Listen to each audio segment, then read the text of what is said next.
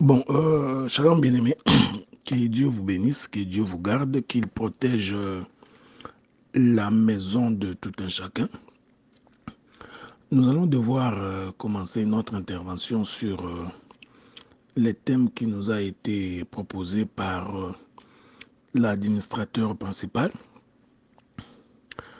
qui porte sur le salut, se trouve dans le plus grand nombre de conseillers. Vous allez donc accepter, puisque nous sommes dans un séminaire doctoral, que nous puissions aborder cette question-là de façon prophétique et doctorale. Alors, je voudrais prendre l'écriture qui nous a été donnée. Et ensuite, nous allons devoir avancer dans la marche. Je prendrai donc, premièrement, l'écriture de Proverbes. Nous prenons Proverbes. Je prends le chapitre 11, le verset 14. La Bible dit, quand la prudence fait défaut, le peuple tombe. Et le salut est dans le grand nombre des conseillers. Je répète l'écriture.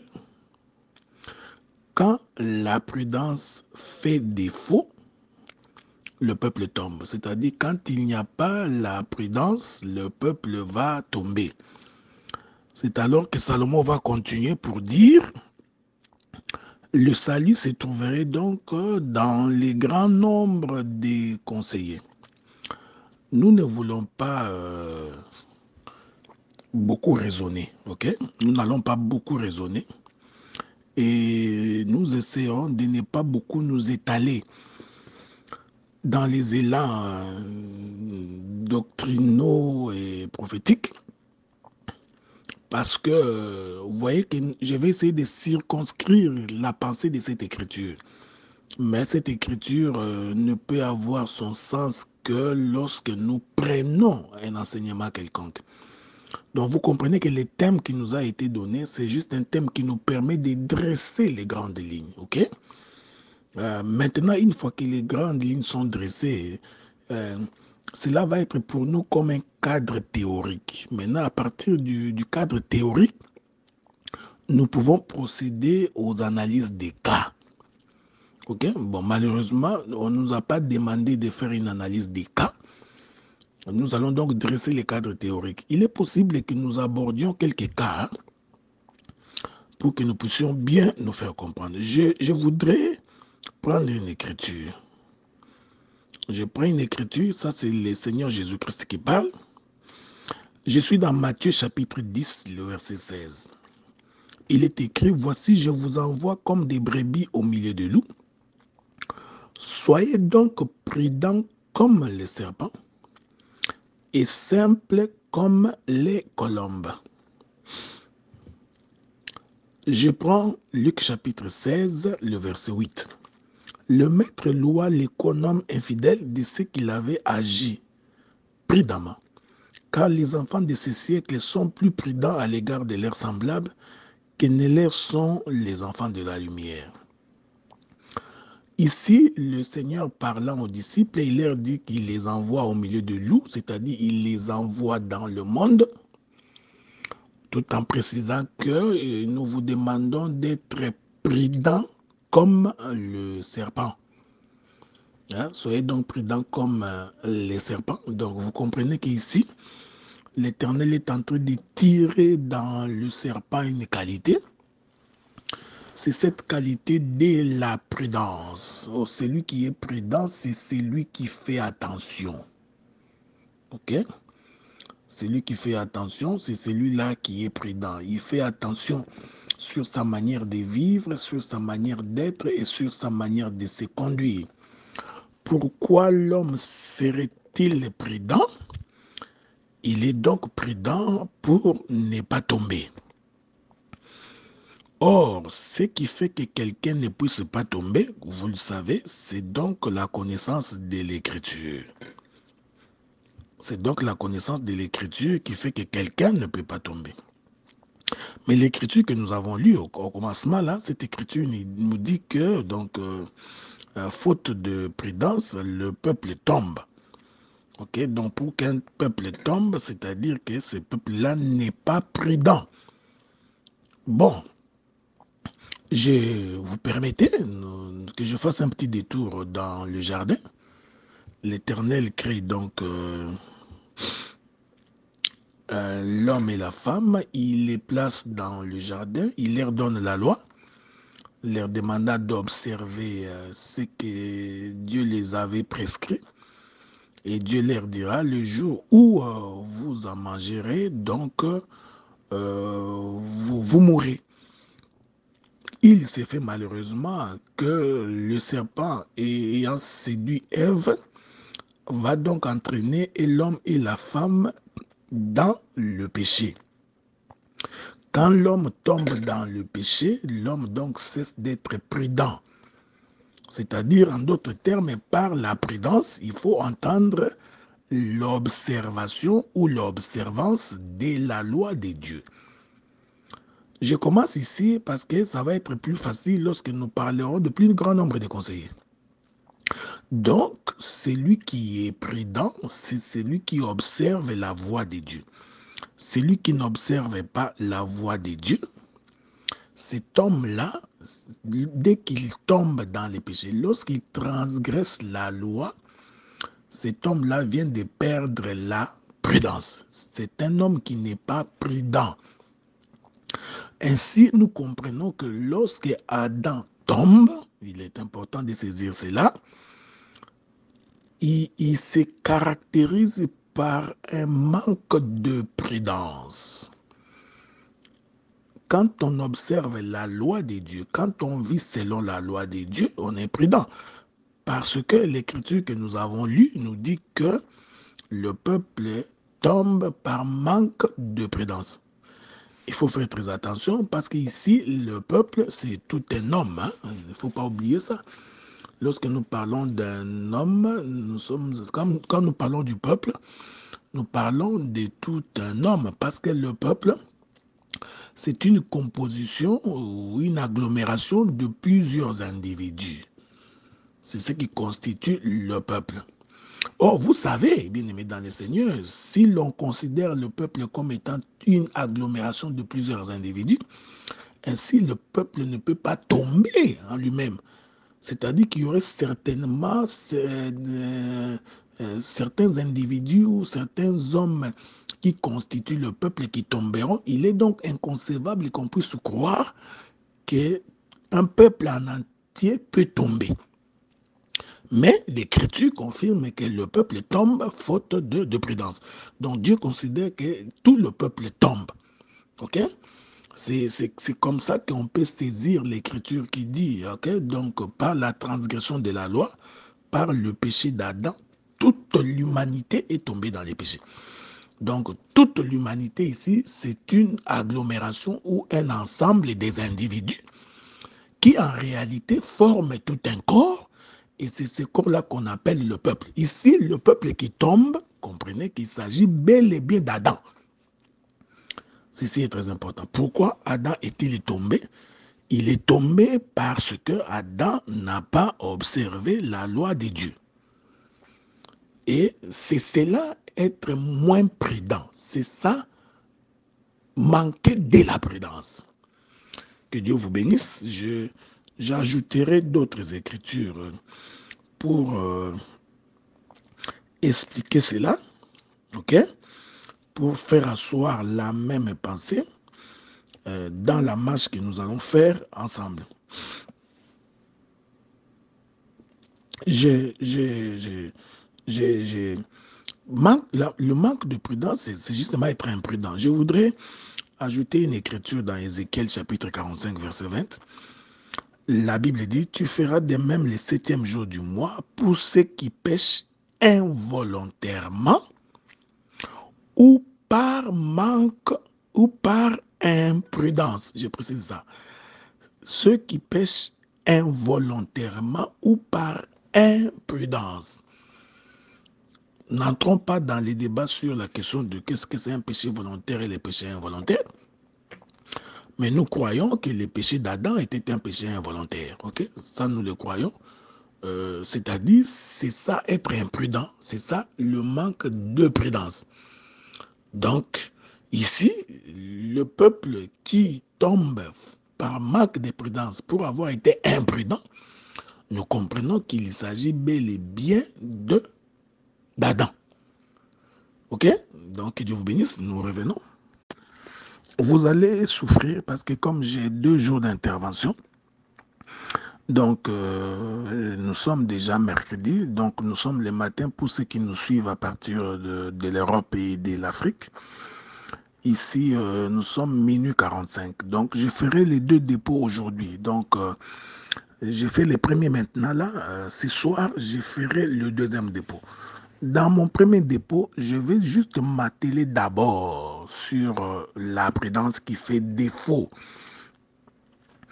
et qui fait en sorte que le peuple puisse tomber. Parce que ce verset-là est une portion de la 2e moitié du verset qui dit que le salut se trouve dans le plus grand nombre des conseillers. Donc, pour que nous parlions du salut, il faut d'abord que nous parlions de la personne qui est tombée. Il faut d'abord que la personne ait péché, qu'il ait perdu le salut. Voilà pourquoi je commence par la prudence, parce que c'est là-bas que je suis en train de faire ressortir la chute d'Adam, l'homme qui a été imprudent. C'est lui dont il est attesté que par faute de prudence, le peuple tombe. C'est lui-là, il s'agit bel et bien d'Adam. Et je considère Adam comme un peuple parce que vous savez qu'Adam est une composition de plusieurs poussières. Pour créer Adam, l'Éternel Dieu a dû rassembler la poussière de la terre. Or, la poussière de la terre est une multitude. La poussière de la terre, c'est tout un peuple. Ces peuples-là se trouvent réunis dans le corps d'Adam. C'est pourquoi Paul avait raison de dire que lorsqu'Adam est tombé, toute l'humanité est tombée avec Adam. Tous les hommes ont péché, même s'ils n'ayant pas transgressé de la même transgression ou de la transgression de la même nature qu'Adam.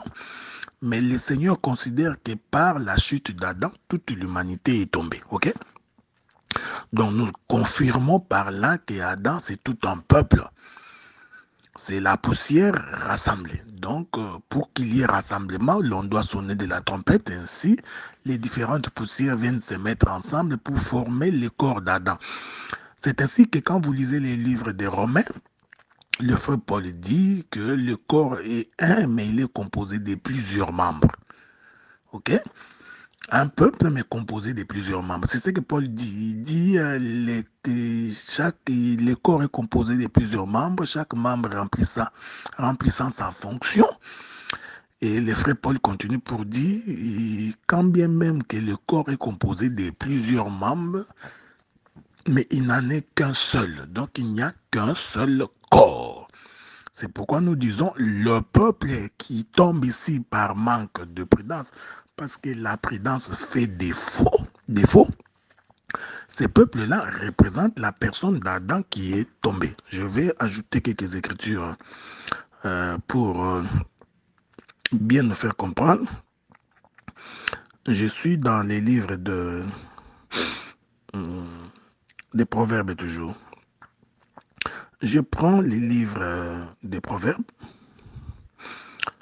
le chapitre 15, le verset 5. Nous lisons Proverbe chapitre 15, verset 5. L'insensé dédaigne l'instruction de son père, mais celui qui a égard à la réprimande agit avec prudence. Que Dieu vous bénisse. Voyez-vous, je vais répéter ça calmement. L'insensé dédaigne l'instruction de son père, mais celui qui a égard à la réprimande agit avec prudence. Ici, le Seigneur confirme qu'en réalité, la réprimande est une instruction. Ok? C'est très important ce que j'ai dit. Hein? Donc, la réprimande est une instruction. L'Écriture dit, quiconque éloigne les fouets de son fils les haït, mais c'est lui qui frappe son fils l'aime. Donc, frapper le fils, c'est ça, réprimander le fils. Et le Seigneur confirme qu'en fait, c'est lui qui accepte ou qui a de l'égard vis-à-vis de la réprimande, donc du fouet.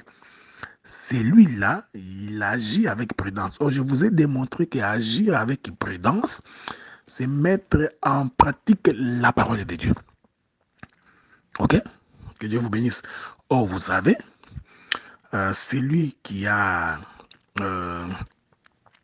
celui qui a eu égard à la réprimande, qui a agi avec prudence, c'est le Seigneur Jésus-Christ. Souvenez-vous que lorsqu'il entrait dans le jardin de Gethsemane, lorsque le Seigneur Jésus-Christ a vu la souffrance par laquelle il devrait passer, lorsqu'il a vu combien il sera flagellé, combien il sera cloué, combien il sera tabassé, est-ce que vous comprenez ce que nous disons? Pris dans la dimension de la connaissance, vous voyez. Donc toute la passion de Christ, toute la souffrance de Christ est aussi considérée comme étant une réprimande. Ok. Et puis le Seigneur ayant regardé cela, il va faire une prière, il va dire, Éternel Dieu, mon Père, s'il était possible que cette coupe s'éloigne de moi, mais toutefois que ta volonté soit faite, c'est-à-dire quelle était la volonté du Père, c'est que le Fils devrait accepter la réprimande. Donc quand il accepte la réprimande, cela veut dire qu'il est en train d'accomplir la volonté de Dieu. Je voudrais également évoquer les livres de Luc chapitre 24, le verset 44.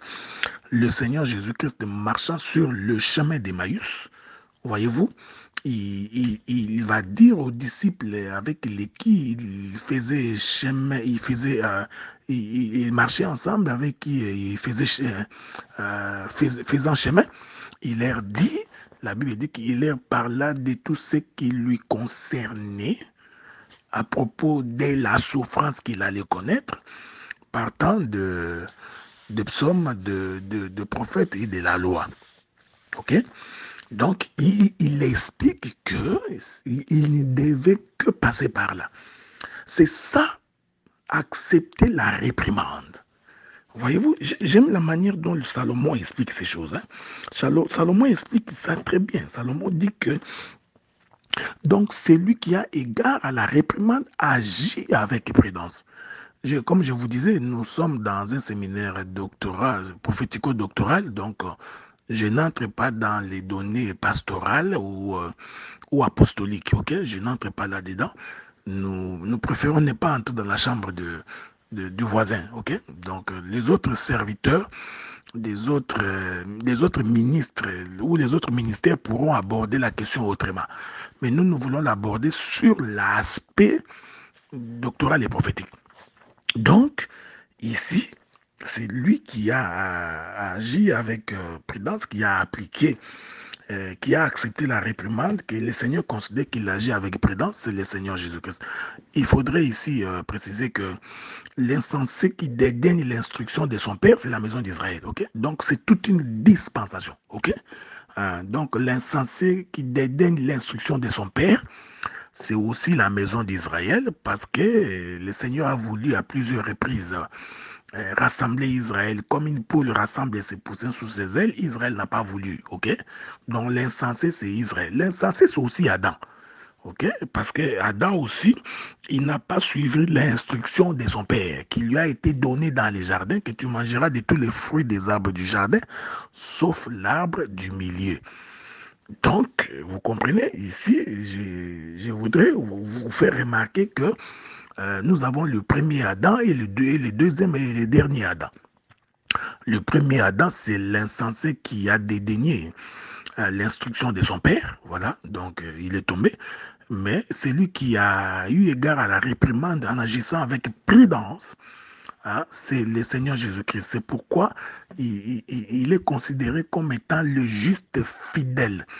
Hein, donc c'est lui qui a suivi la voie de Dieu dans toute sa droiture, sans devoir s'en écarter ni à gauche, ni à droite. Ok? Je me permets, ok? Vous permettez que nous puissions également ajouter,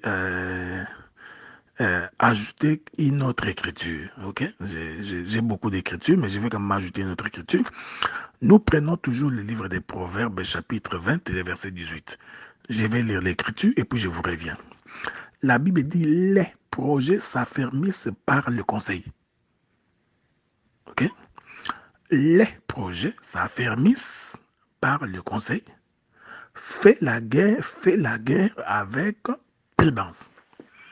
Que Dieu vous bénisse. Je vous avais dit que nous sommes en train juste de mettre sur pied les cadres théoriques. Donc, nous ne faisons pas les études des cas.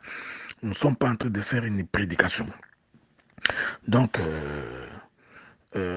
les projets s'affermissent par les conseils. Fais la guerre avec prudence. Il faut faire très attention parce que l'Écriture dit faites connaître vos desseins à l'Éternel et vous réussirez. Ok? Que Dieu vous bénisse. Je vous reviens. Que le Seigneur de gloire soit votre partage, que Dieu vous garde, qu'il marche avec vous durant toute votre vie. C'est ce qui nous rassure que nous arriverons, ok? Donc, jusqu'à destination. Je reprends donc l'écriture, les projets s'affermissent par les conseils. Fais la guerre avec prudence. Ok? Donc, et je vais, c'est quoi ça faire la guerre avec prudence? Ok? Donc, parce que c'est lui qui vous combat. Vous savez, selon les Écritures les attestent. Donc, nous n'avons pas à lutter contre la chair et contre les sangs. Donc, nous luttons contre les princes du monde des ténèbres dans le lieu céleste. Donc, c'est avec le monde des esprits mauvais que nous sommes en train de faire la guerre. Que Dieu vous bénisse. Et l'Écriture dit, donc, il faudrait que vous fassiez cette guerre-là avec prudence. C'est-à-dire que l'ennemi cherche à nous faire tomber. L'ennemi cherche que nous puissions nous détourner de la voie de Dieu. C'est ça le combat du diable avec nous. Hein? Donc, quand le diable nous combat, hein, bien aimé, ce n'est pas forcément pour que vous manquiez de l'argent, parce que nous avons des païens qui ont de l'argent. Cependant, ils n'ont pas Dieu. C'est le combat que nous avons avec les diables, ce n'est pas manquer de voiture ou manquer le mariage ou manquer un voyage pour les pays occidentaux. Non, je crois que ça, ce n'est pas les combats que nous avons avec les diables. D'ailleurs, vous savez que toutes les difficultés que l'homme connaît aujourd'hui, c'est la conséquence du péché. Ok? Donc, toutes les difficultés, les maladies, tout ce que l'homme connaît sur la terre est une conséquence du péché. Or, le péché, c'était justement la désobéissance à la parole de Dieu. Donc, nous comprenons que le véritable combat, la véritable guerre que le diable nous livre, c'est justement nous détourner de la voie de Dieu. Voilà pourquoi j'ai toujours pensé que toute la prédication et tous les enseignements qui pourraient être donnés sur cette terre des hommes par des ministres ne devraient avoir aucune autre mission, aucune autre fonction que de faire en sorte que nous vivions la vie de la sainteté. Souffrez que je fasse une petite exhortation et cette vie de sainteté devrait se manifester dans notre manière de vivre, notre manière d'être, notre manière de nous comporter, notre manière d'agir. Donc, c'est donc une illusion que de se prétendre fils de Dieu ou de se prétendre ministre de la parole lorsque le comportement que l'on affiche ne prouve pas que vous avez connu Dieu. D'ailleurs, j'ai toujours dit, la Bible dit même que aimez vos ennemis, priez pour ceux qui vous maltraitent. Vous voyez, frère? Donc, même quand on est enfant de Dieu, donc, je voulais dire, si on est enfant de Dieu, même nos ennemis, on doit avoir la capacité de les aimer. Remarquez cette chose. Donc, la guerre qui nous est imposée par le diable consiste à nous détourner de la voie de Dieu. Maintenant, Salomon dit, il faudrait donc faire la guerre avec prudence. Qu'est-ce que signifie faire la guerre avec prudence? Cela veut dire tout simplement vivre la parole. Vivre selon la volonté de Dieu. Que le diable n'ait rien à réclamer auprès de vous. Qu'on ne trouve pas chez vous quelque chose qui appartiendrait au diable. Est-ce que vous remarquez cela? Donc faire la guerre avec prudence, c'est justement combattre en respectant la parole de Dieu, en vivant la sainteté de Dieu. Ok? Donc, c'est cela. Vous voyez? Donc, tout part de là. C'est-à-dire, dès qu'il y a manque de prudence, faute de prudence, le peuple tombe. Maintenant, une fois que le peuple est tombé, alors vient l'écriture qui dit les saluts se trouvent dans le plus grand nombre des conseillers. Est-ce que vous remarquez? Donc, aujourd'hui, pour l'instant là, nous procédons d'abord, nous commençons d'abord par expliquer que pour qu'il y ait salut, il fallait premièrement que l'homme tombe. Ok? Voilà, donc l'homme est tombé faute de prudence. Pourquoi est-il été imprudent? Cela s'est caractérisé par le fait qu'il n'a pas observé la voie de Dieu. Cela veut dire que tout homme qui n'observe pas la voie de Dieu, cet homme-là, c'est un homme imprudent. Et le fait qu'il n'a pas observé la voie de Dieu, il est donc devenu imprudent et par l'imprudence, il est tombé. Ok? C'est pourquoi l'Écriture dit, soyez prudents comme les serpents. Je ne voudrais pas ici aller toucher pourquoi la prudence est liée au serpent dans cette écriture-là, pour ne pas nous détourner de la voie de Dieu. Je prends Jérémie chapitre 49. Je prends Jérémie chapitre 49. Je vais lire le verset 7. Sur Édom, ainsi parle l'Éternel des armées. N'y a-t-il plus de sagesse dans tes mains? La prudence a-t-elle disparu chez les hommes intelligents? Leur sagesse s'est-elle évanouie? J'aime ça. J'aime ces choses, c'est merveilleux. Donc, le Seigneur comprend que un homme intelligent devrait avoir de la sagesse et être prudent. Or, la sagesse, comme vous savez, donc la crainte de Dieu est le commencement de la sagesse. Oh, cette crainte de Dieu consiste par l'observance de la parole de Dieu. Donc, celui qui n'observe pas la parole de Dieu, il agit donc de façon imprudente et cet homme-là va tomber. Ok? Et une fois qu'il tombe, alors les saluts doivent venir. Mais ces saluts-là viennent par un grand nombre de conseillers.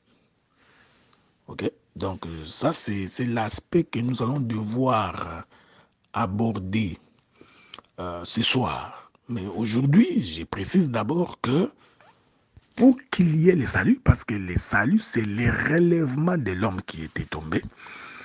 Et ce relèvement-là doit se passer par un nombre élevé de conseillers. Alors, nous allons essayer d'expliquer, probablement dans notre marche, lorsque nous allons avancer, nous essaierons d'expliquer comment les saluts viennent par un plus grand nombre de conseillers. Et que signifie C'est quoi les conseillers qui relèvent l'homme qui est tombé? Parce qu'il y a beaucoup, j'ai entendu beaucoup de gens dire des choses qui ne sont pas vraies. Qui ne sont pas vraies. Donc ce n'est pas la multitude des ministres qui constituent le conseil des dieux. Donc ce n'est pas les collèges des serviteurs qui constituent les conseils des dieux ou les conseillers. Non. Je crois que procéder de cette manière-là, c'est donner à l'homme la place qui ne lui revient pas. Voilà, bien-aimés dans le Seigneur, nous allons donc maintenant aborder les derniers points pour aujourd'hui.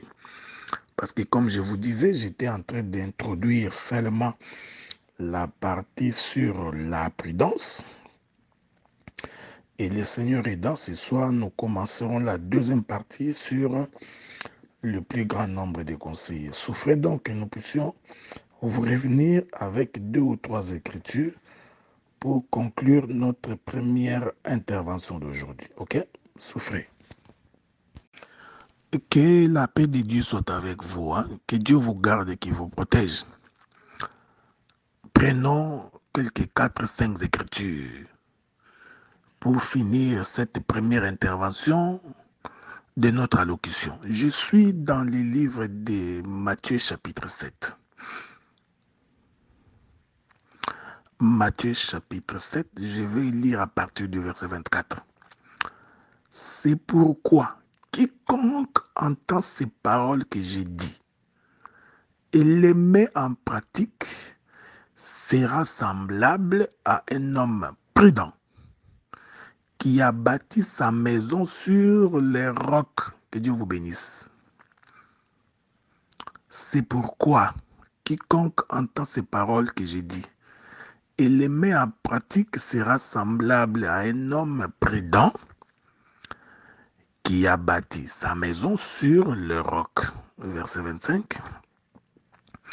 La pluie est tombée, les torrents sont venus, les vents ont soufflé et se sont jetés contre cette maison.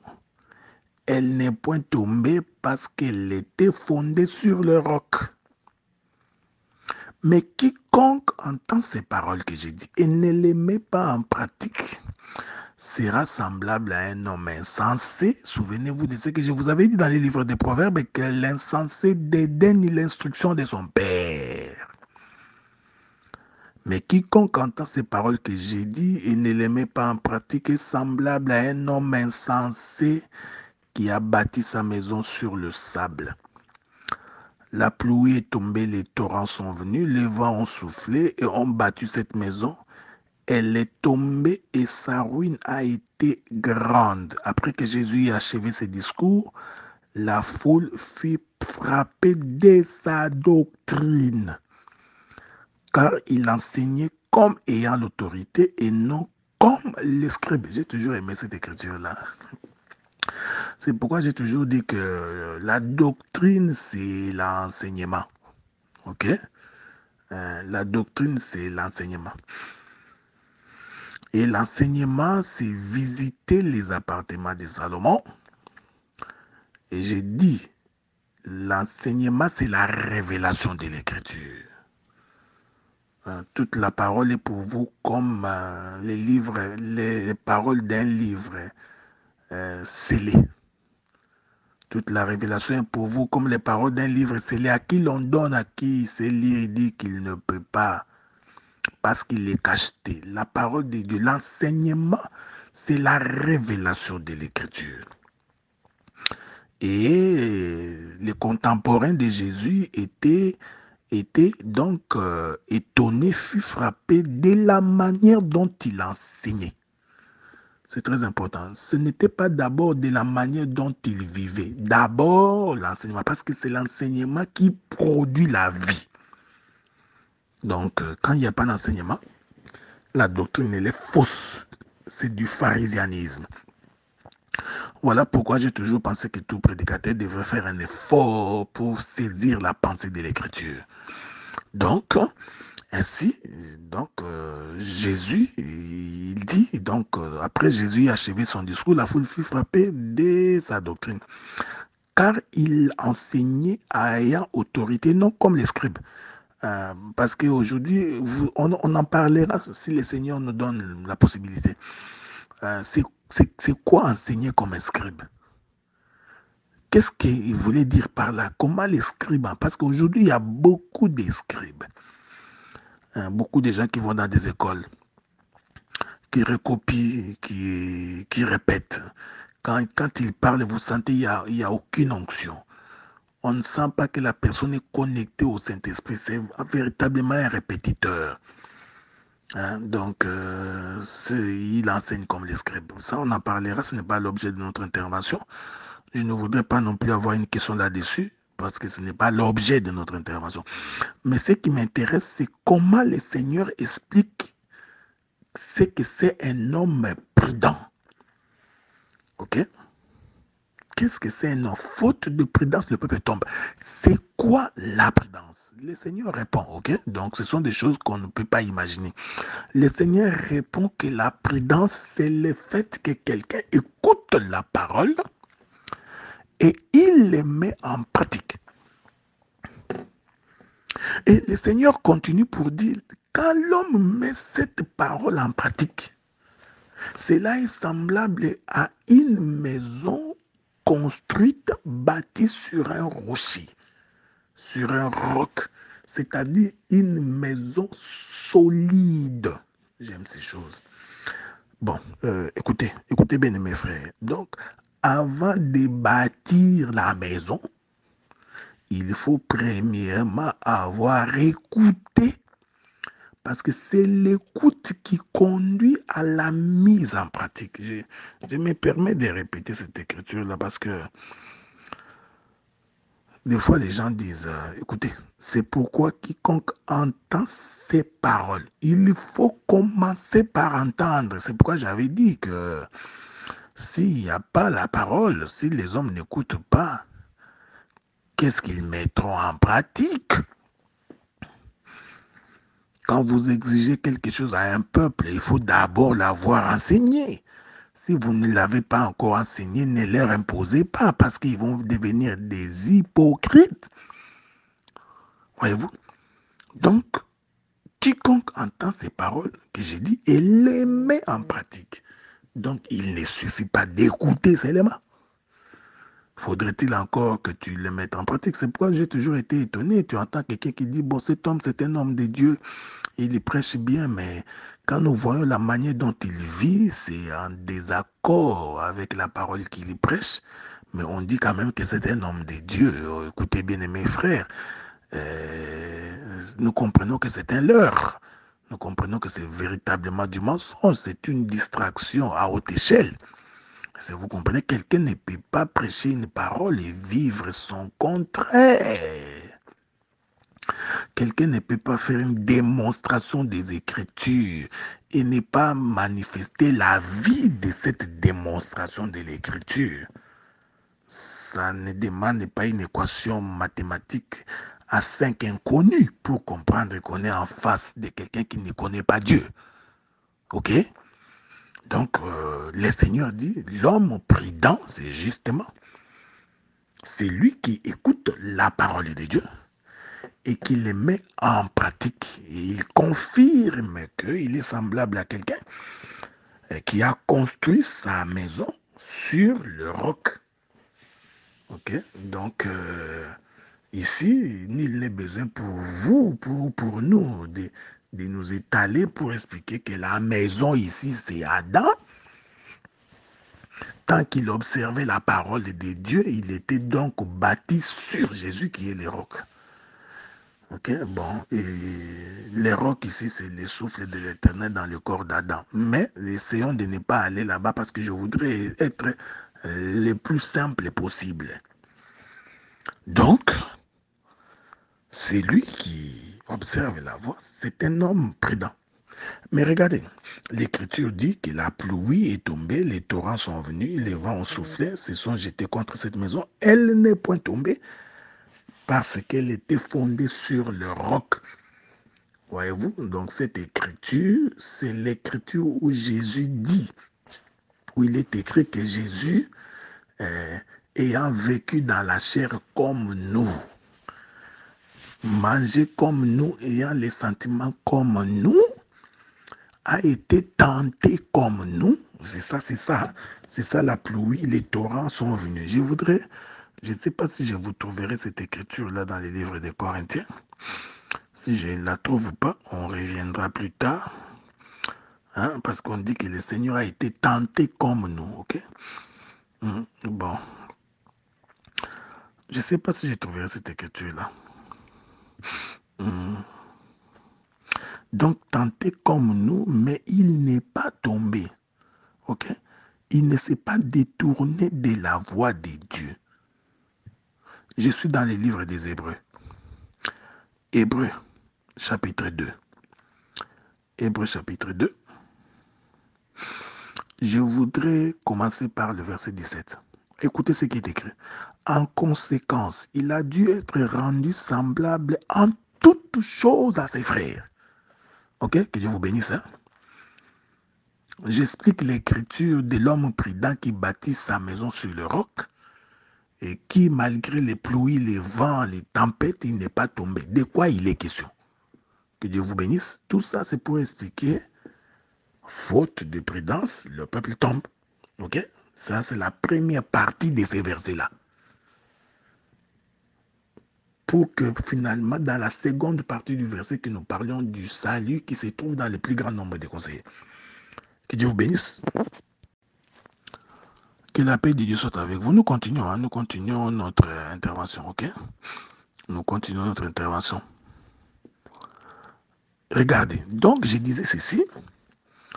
Donc, l'homme qui écoute la parole et qui met la parole de Dieu en pratique, donc c'est comme un homme prudent. L'homme prudent qui a construit sa maison sur les rocs.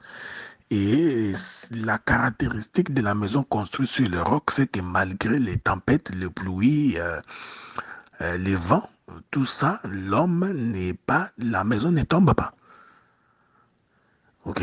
Donc, nous sommes des passages, nous sommes juste en train d'élever les panneaux, donc pour faire asseoir cette pensée-là. Je suis dans les livres de Hébreux chapitre 2. Qu'est-ce que c'est? Les vents, les tempêtes,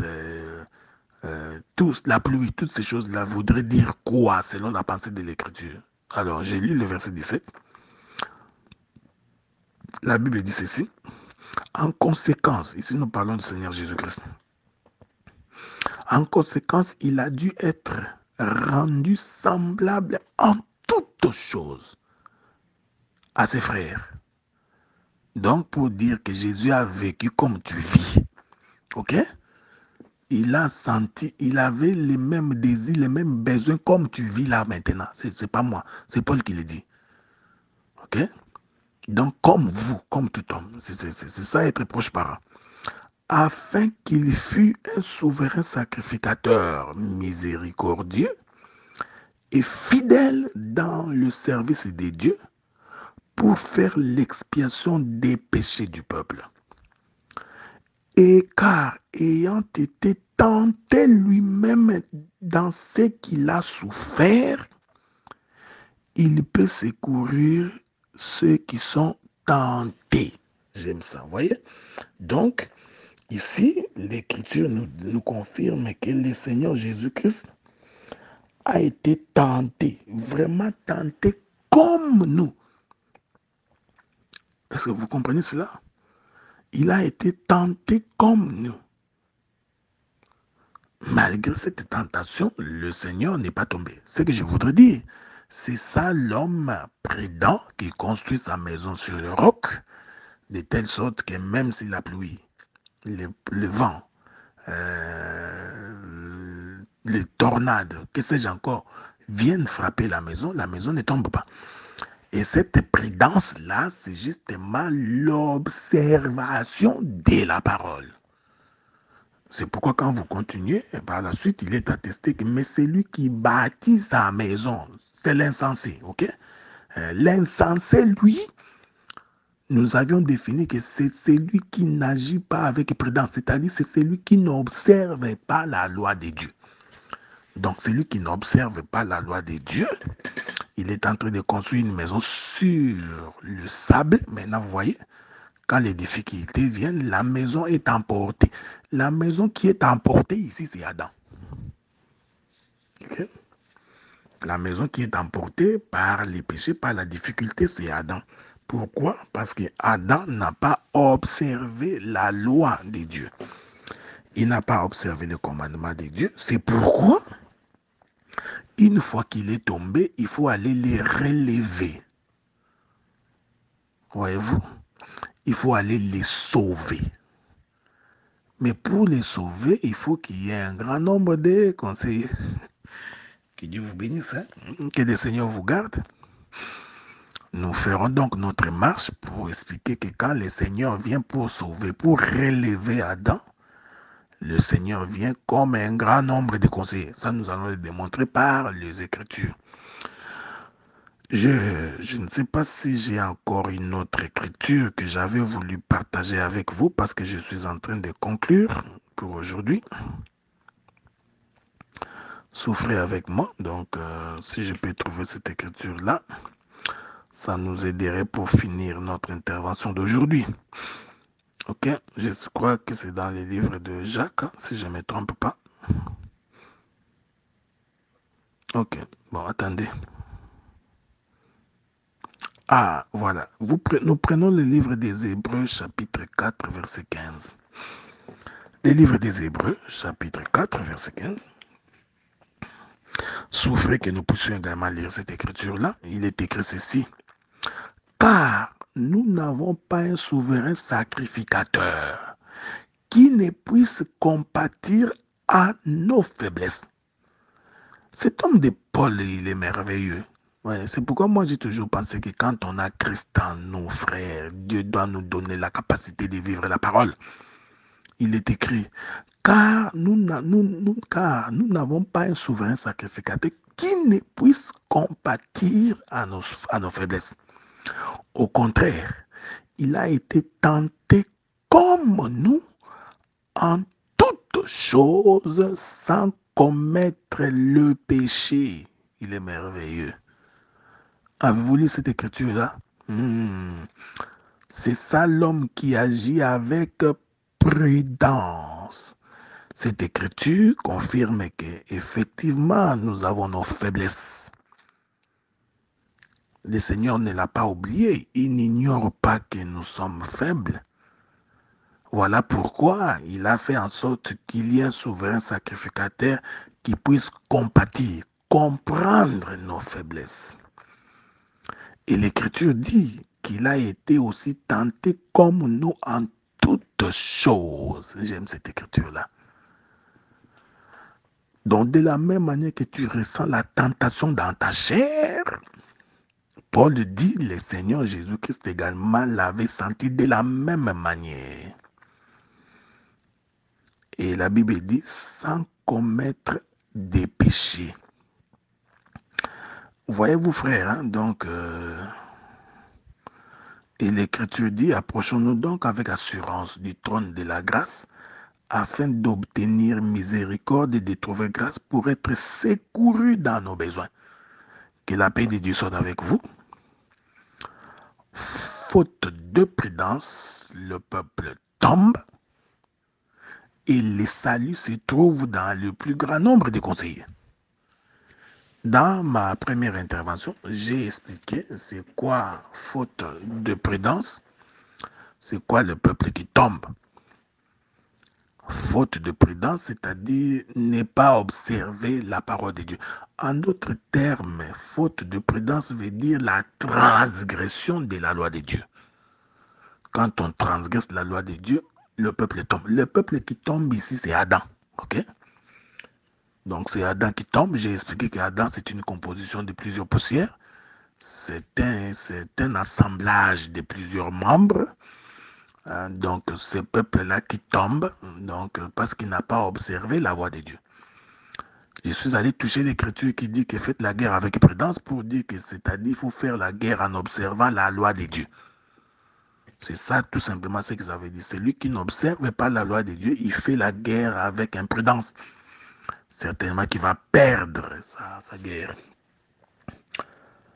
Et là, pour dire que c'est lui qui agit avec prudence, donc c'est celui qui accepte la réprimande, c'est le Seigneur Jésus-Christ. l'homme fidèle qui a vécu en observant toute la loi de Dieu sans tomber dans le péché. Que la paix de Dieu soit avec vous. Ce soir, nous allons donc conclure avec le plus grand nombre de conseillers. Qu'est-ce que c'est le plus grand nombre de conseillers? Je prendrai probablement 2 ou 3 exemples dans la Bible pour faire asseoir la pensée de le plus grand nombre de conseillers. Que la paix de Dieu soit avec vous, chers ministres, collègues, chers frères et sœurs, serviteurs et servantes de Dieu, vous tous qui aurez la possibilité de nous suivre et de nous écouter, que Dieu soit votre partage et qu'il soit l'objet de vos chants et qu'il soit celui qui vous restaure par le nom de Jésus.